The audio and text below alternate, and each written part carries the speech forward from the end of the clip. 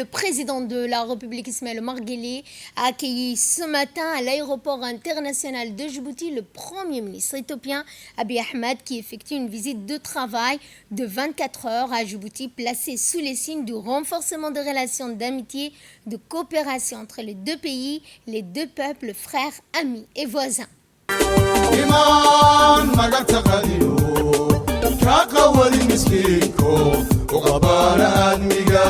إلى ما قدر يفكر قادي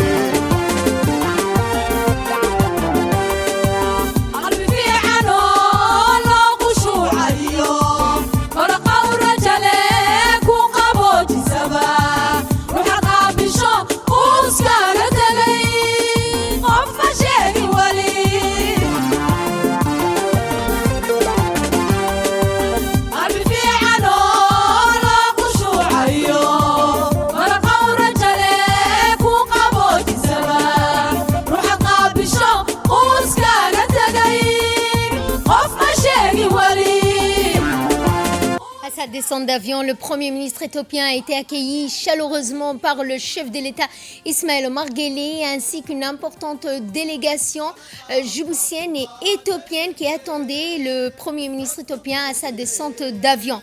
Rappelons que le Premier ministre Abiy Ahmed conduit une importante délégation éthiopienne comprenant le ministre délégué des Affaires étrangères, M. Tesgaye, le ministre des Finances éthiopienne ainsi que le ministre des Transports et des Logistiques.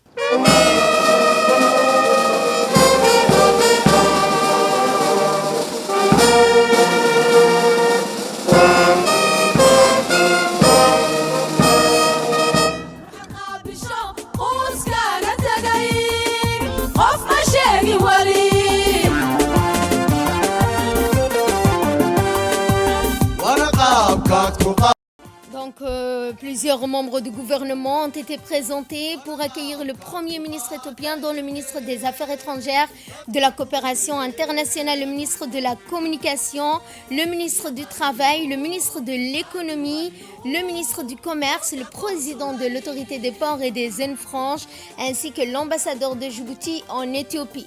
Le président Ismaël Omar Guelleh et le Premier ministre éthiopien ensuite vont s'entretenir dans le salon VIP de l'aéroport international de Djibouti.